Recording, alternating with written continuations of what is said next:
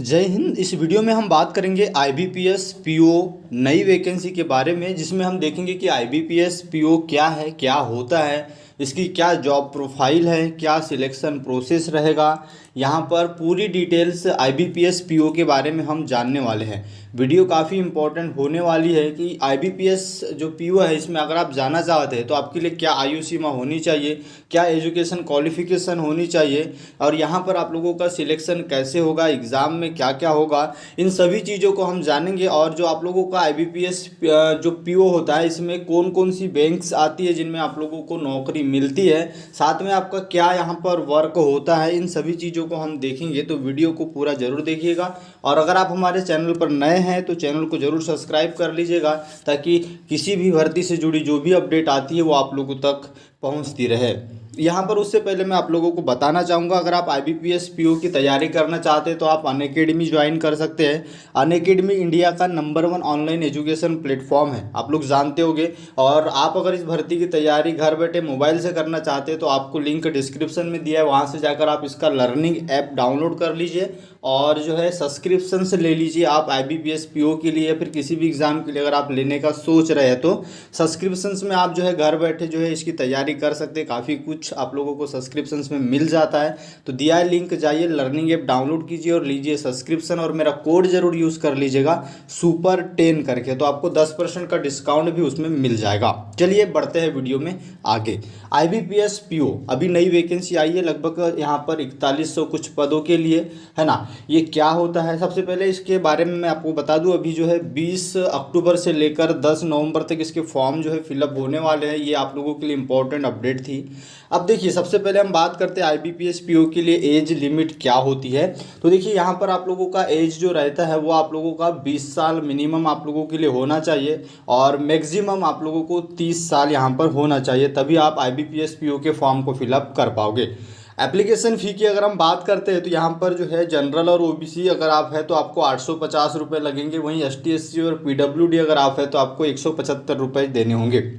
Qualification जो आप लोगों का एजुकेशन क्वालिफिकेशन है वो क्या है, तो यहाँ पर याद रखिएगा आपको ग्रेजुएशन आपका कंप्लीट होना चाहिए, है ना। ग्रेजुएशन कंप्लीट होना चाहिए। फॉर्म फिलअप करने के पहले ही आपका जो है ग्रेजुएशन कंप्लीट होना चाहिए, तभी आप इस फॉर्म को अप्लाई कर पाते हैं।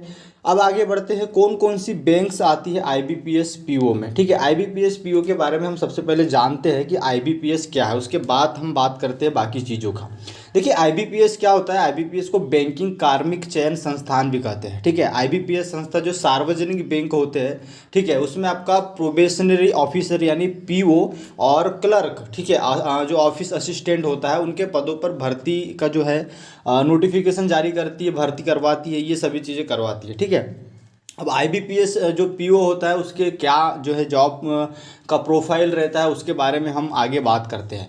उससे पहले हम देख लेते हैं कि कौन कौन सी ऐसी बैंक है जहां पर यहाँ पर जो है भर्ती आईबीपीएस पीओ के द्वारा होती है। सबसे पहला बैंक ऑफ बड़ौदा, है ना। बैंक ऑफ बड़ौदा में यहाँ पर भर्ती होती है। उसके बाद bank of India, bank of Maharashtra, Canara bank, central bank of India, Indian bank, ठीक है, India overseas bank, Punjab national bank, ठीक है, Punjab Sindh bank, UCO bank और यूनियन बैंक ऑफ इंडिया। ये जो कुछ सार्वजनिक क्षेत्रों के जो बैंक है, इनमें ही जो है कुछ पद खाली रहते हैं। तो सभी बैंक का मिलाकर जो है एक आईबीपीएस पीओ के नाम से वैकेंसी जो है निकाल दी जाती है।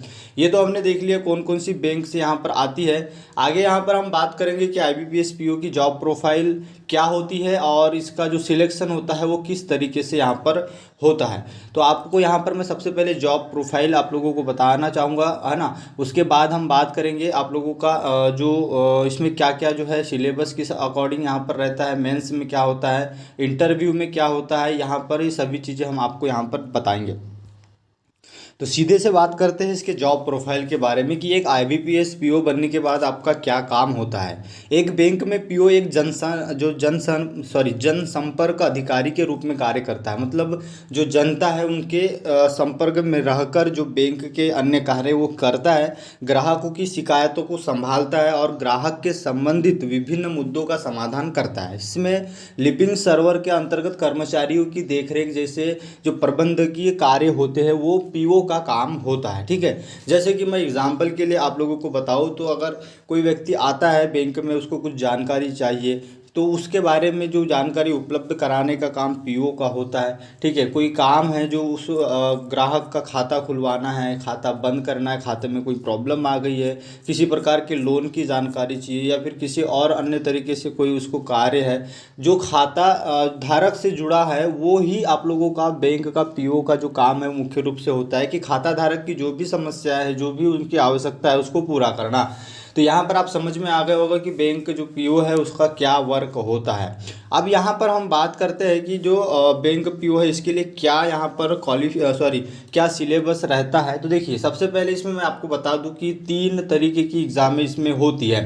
पहला प्री, मेंस और फिर इंटरव्यू। जी हाँ, प्री होता है सबसे पहले, उसके बाद जो है मेंस होता है, उसके बाद आप लोगों का इंटरव्यू होता है। तो यहाँ पर हम बात करते हैं सिलेबस के बारे में, प्री में क्या होगा, है ना, उसके बाद आप लोगों का मेंस में क्या होगा और बाकी फिर उसमें क्या होगा। देखिए, प्रारंभिक परीक्षा में आईबीपीएस में 3 सेक्शंस होंगे जिसमें आप लोगों को वस्तुनिष्ठ यानी ऑब्जेक्टिव प्रश्न पूछे जाएंगे। यह परीक्षा ऑनलाइन होगी जिसमें 100 अंकों के लिए कुल 100 प्रश्न पूछे जाते हैं, जिसके लिए 1 घंटे का समय आप लोगों को दिया जाता है। यहाँ पर याद रखिएगा कि आईबीपीएस क्लर्क की जो प्रारंभिक परीक्षा में प्रत्येक गलत जवाब के लिए आपका 0.25 की नेगेटिव मार्किंग रहती है, यानी 1/4 की नेगेटिव मार्किंग रहेगी। अब यहाँ पर कौन कौन से 3 सेक्शंस होंगे, तो देखिए, अंग्रेजी भाषा से आपको जो है 30 प्रश्न, साक्षात्कार जो होगा यानी रीजनिंग जो होगा, जो संख्यात्मक क्षमता यानी मैथ्स जो होगा उसमें 35 जो है क्वेश्चंस आएंगे, वहीं रीजनिंग के आपको 35 क्वेश्चन आएंगे। सभी के लिए अंक समान रहेंगे, वहीं आपको 60 मिनट का समय मिलेगा और 100 क्वेश्चन यहाँ पर रहेंगे। ये पहला अगर आप जो है एग्ज़ाम पास कर लेते हैं तो आपको फिर जो है मेंस के लिए आपको बुलाया जाता है। अब मेंस में क्या होता है, तो 4 सेक्शंस मेंस में होते हैं कुल, और इसके लिए 190 प्रश्न होते हैं। ठीक है, और इसको हल करने के लिए आपको 160 मिनट का समय जो है दिया जाता है, याद रखिएगा, है ना, 160 मिनट का समय आप लोगों को दिया जाता है। अब यहाँ पर हम आपको पूरा डिटेल्स में बताते हैं कि क्या क्या आगे होने वाला है। तो देखिए, इसमें भी आपका नेगेटिव मार्किंग होती है मेंस में। ठीक है, सबसे पहले आप लोगों का यहाँ पर सामान्य वित्तीय जागरूकता आपको पूछेगा, है ना, सामान्य अंग्रेजी, रीजनिंग, एप्टीट्यूड, संख्यात्मक योग्यता यानी मैथ्स, है ना, और फिर आप लोगों का कुल 190 जो है प्रश्नों की संख्या होती है, जिसके लिए 200 जो है यहाँ पर आप लोगों को अंक मिलते हैं 190 के लिए। ठीक है, तो याद रखिएगा यहाँ पर आप लोगों का मैथ्स के जो क्वेश्चंस है वो आप लोगों को 50, ठीक है, सामान्य अंग्रेजी के 40, रीजनिंग और कंप्यूटर एप्टीट्यूड के आपको 50 और मात्रात्मक योग्यता के 50 क्वेश्चंस रहते हैं, यानी सभी के 50-50 रहते हैं। बाकी अंग्रेजी जो रहती है इसमें आप लोगों को 40 नंबर्स का पूछा जाता है। ठीक है, ये तो हमने देख लिया आईबीपीएस का जो है। फिर आपका जो साक्षात्कार होता है, ठीक है, यानी इंटरव्यू टाइप होता है। थोड़ा सा इसके बारे में थोड़ा सा जानेंगे कि क्या होता है इंटरव्यू में।